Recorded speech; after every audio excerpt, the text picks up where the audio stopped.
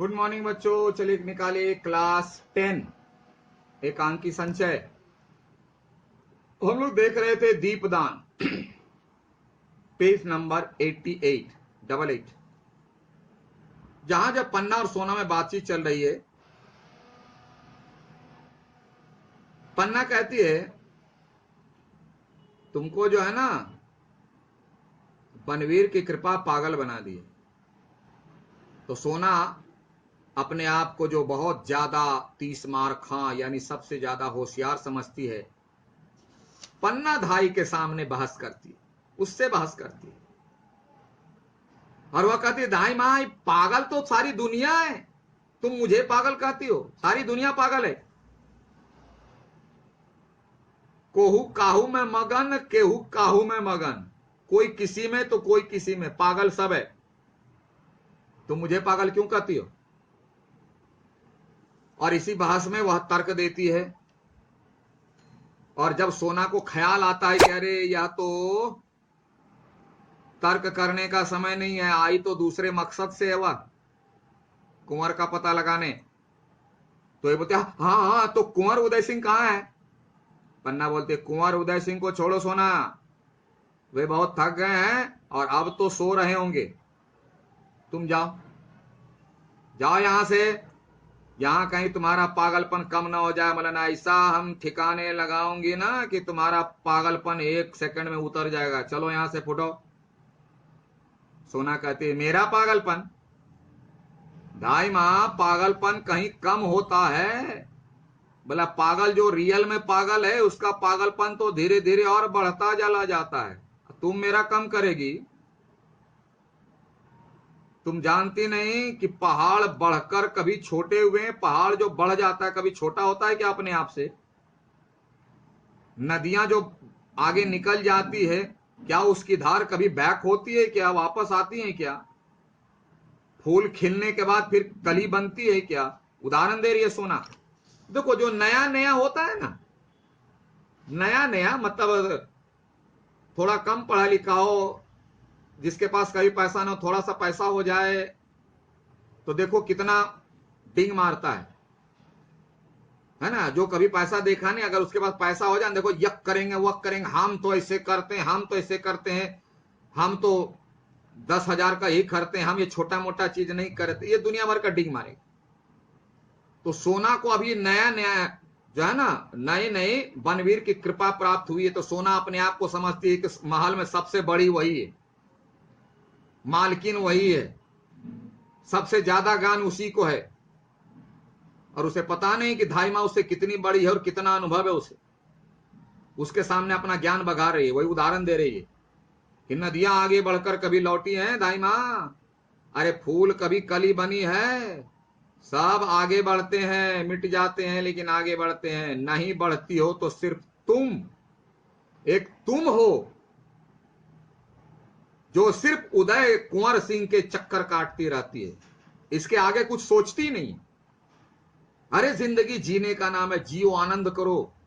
कुंवर सिंह को मेरे हवाले सौंप दो, इसके बदले में बनवीर तुम्हें माला माल कर देंगे।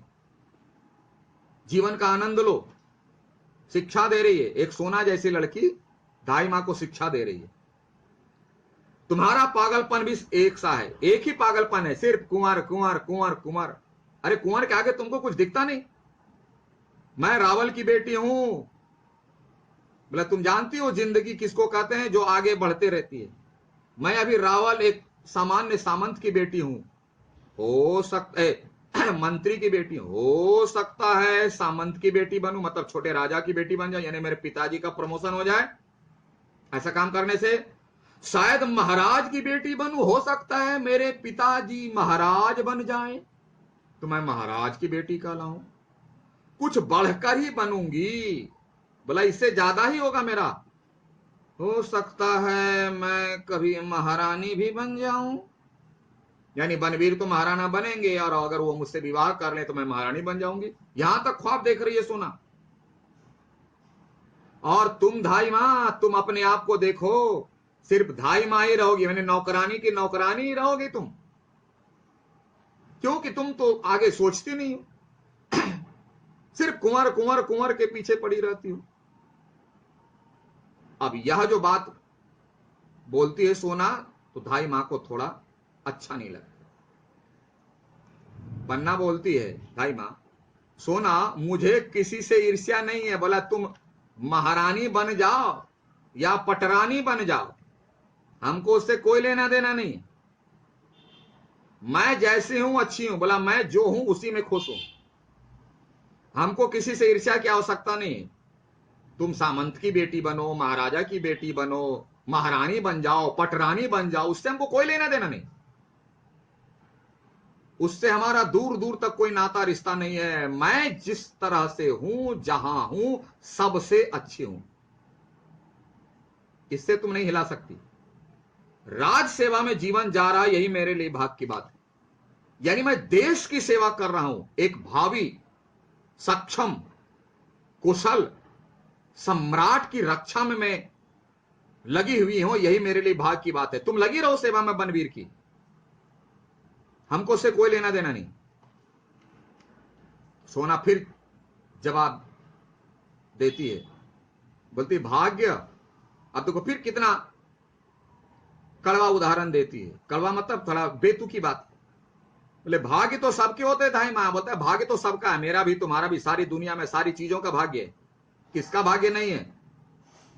ये देखो उदाहरण देते, मैंने धाई मां को अपमानित करने के लिए, इंसल्ट करने के लिए, बेइज्जती करने के लिए वैसा उदाहरण सोना। देखो ये नुपुर मेरे पैरों में पड़े हैं तो इनका भी भाग्य है। नुपुर मतलब पायल। ये देखो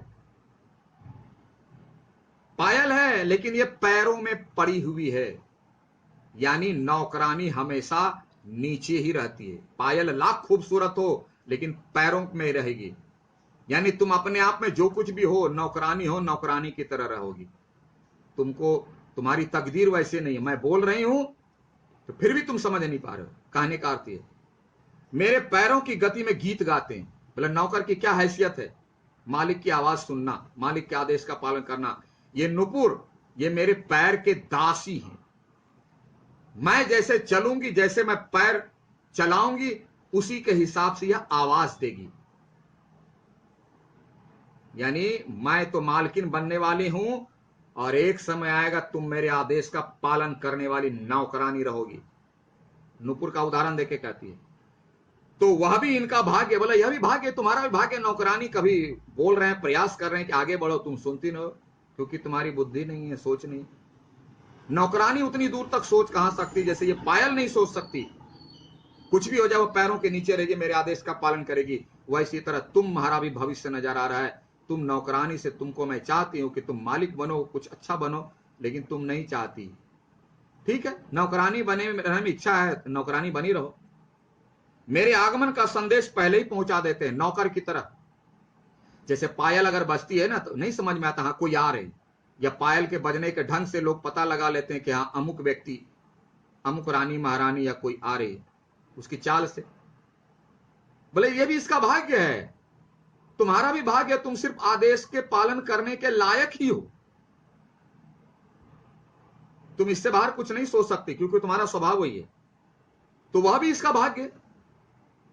यानी पायल से तुलना करती है सोना धाई मां से कि तुम भी पायल की तरफ पैरों में पड़ी रहने वाली स्त्री हो। मैं अच्छी अच्छी बातें बता रहा हूं, प्रयास कर रहा हूं, तो तुम समझ नहीं पा रहे हो। और जब मेरे पैर रुक जाते हैं तो ये मौन हो जाते हैं, मेरे इशारों पर चलती है पैर। तो तुम नौकरानी हो, दासी हो, तुम भी इशारे पर चलने की आदत है। तुमको मैं सलाह दे रही हूं कि बनवीर का साथ देके कुछ अच्छी बनो, तो तुम सुन नहीं रहे हो। वह भी इसका भाग्य। चलो तुम्हारा भाग्य वही। यानी इनडायरेक्ट में सोना कहते हैं कि नौकरानी नौकरानी रह सकती है, ठीक नुपुर की तरह। वह सिर्फ आदेशों का पालन करना जानती है और कुछ नहीं जानती। भाग्य तो सबका होता है दाई मां। तुम नगर के उत्सव में भाग नहीं ले रही हो, ना लो। देखो नगरवासी सब उत्सव मना रहे, आनंद मना रहे, तुम बोलते हो नहीं, तो मत करो। महाराज बनवीर का साथ नहीं दे रही हो, ना दो। उसमें बनवीर का, उसको अपना काम जो कराना है कराएगा। नौकरानी सही कहा जाता है कि नौकरानी माने उसको क्या कहें, नौकरानी को कभी भी मौका दो तो वह नौकर ही बना रहेगा, मालिक बनने का स्वभाव उसमें क्वालिटी नहीं होती।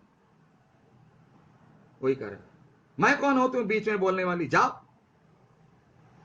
मैं क्या बोलूं, मैं इतना समझा रही हूं कि बनवीर का साथ दो, तुम्हारी जिंदगी ऐसे बदलेगी वैसे बदलेगी। अब तुम नहीं मानती हो, तुमको जो है नौकरानी बने रहना ही अच्छा लगता है, तो ठीक है, मैं क्यों ना बोलने वाली, जाओ। तो पन्ना बोलती है, अच्छा तुम जो अभी अभी बात की उत्सव, ये तो बताओ, तो क्या मेरे उत्सव में जाने और ना जाने का संबंध बनवीर की इच्छा से है? बोला ये मेरी मर्जी है ना कि मैं उत्सव में जाऊं ना जाऊं, कि बनवीर कहेगा कि धाई माँ तुम उत्सव में भाग लो तो मैं भाग लूंगी, नहीं कहेगा तो नहीं लूंगी। इसका क्या रिलेशन है? ये मेरी इच्छा है, मैं उत्सव में जाऊं या ना जाऊं। बनवीर ने आयोजन किया, उनकी मर्जी, जाना ना मा जाना, जाना ना जाना मेरी इच्छा। सोना कहती है, फूल कुछ कहता है? धाई माँ तुम जो इतना बोल रही हो, बताओ, फूल कुछ कहता है कि ए व्यक्ति मेरे पास आओ, मैं खुशबू दे रहा हूं, तुम मेरी खुशबू लो? फूल कभी कहता है क्या? अपनी सुगंधी भेज देता है और उससे अट्रैक्ट होकर के व्यक्ति चला आता है, आहा कितनी सुंदर खुशबू है।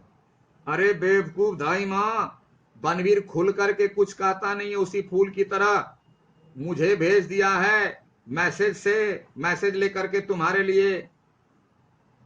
सोना किस काम की है, वही तो कह रहे हैं, बनवीर अपने मुंह से नहीं बोला, मैं उनके मैसेज को लेके आया हूं ना, सोना बोल रही है। फिर बोलती है, तुमको यह भी नहीं मालूम कि दीपक कोई संदेश भेजता है पतंगे को, क्या है पतंगे आ मैं जल गया हूं, मेरे में जल करके मर? कहता नहीं, पतंगा खुद आता है। उसी तरह बनवीर अपने मुंह से नहीं बोला, लेकिन मैं उनका संदेश लेकर तुम्हारे पास आई हूं। तुम क्यों नहीं समझती इस बात को? पन्ना बोलती है, मैं जानती हूं इस दीपक की आग में मैं जल जाऊंगी। अरे सोना, तुमको इतनी समझ नहीं है कि दीपक की ओर जो पतंगा खींचकर चला आता है वह क्यों आता है? पतंगा दीपक में जलकर मर जाता है, और उसे भी मालूम है, यानी पान्ना धाई को मालूम है कि यह जो बनवीर की जो चाल है ना मुझे बुलाने की, मैं इसमें मारी जाऊंगी या मेरा कुंवर भी मारा जाएगा, मैं इसे अच्छी तरह जानती हूं। तो सोना कहती है, ओ तो एक काम करो, तो कुंवर को भेज देती ना। बोला तुम नहीं जाओगी, मत जाओ, कुंवर को भेज दो, उनको तो कोई आग ना छू सकती, मत, वो तो कुंवर है, राजकुमार है, उसको कौन कोई छू सकता है, कौन मार सकता है उसको? बहाना बनाती है, चाल चलती है, कुंवर को भेज दो अकेले, तुम मत जाओ, और अकेले पाके मार देंगे। अब वो तो राजकुमार, उसको कौन मार सकता है, जबकि मारने का षड्यंत्री है। देखो बनवीर सोना को कितना सिखा पढ़ा करके भेजा है। तो पन्ना का इतना बेवकूफ है? पन्ना इतनी बेवकूफ नहीं है। क्या कहती है, कैसे भेज देती? इतने आदमियों के बीच उसे कैसे भेज देती, बता। अरे महाराज सांगा के वंश के एक वही तो उजाले, एक वही तो खानदान में बचा हुआ है, सबको तो मार ही दिया, अब उसको मैं कैसे भेज दूं? महाराणा रतन सिंह 3 ही वर्ष राज करके सूर्यलोक को चले गए, सूर्यलोक स्वर्ग। विक्रमादित्य भी बनवीर की कूटनीति से अधिक दिनों तक मतलब जीवित नहीं रह पाएंगे, बोलने ही वाली थी कि सोना बीच में टपक पड़ती, धाई मां तुम विद्रोह की बात कर रही हो, तुम राजा के खिलाफ बात कर रही हो, मुंह संभाल करके बात करो, बनवीर अभी राजा है, वो कुछ भी कर सकता है, और राजा के खिलाफ बोलोगी तो बंदी बना ली जाओगे, हो सकता है तुम्हें मृत्यु दंड मिले। अब क्या होता है आगे देखिए अगला एपिसोड अगली कक्षा में। Thank you, have a nice day.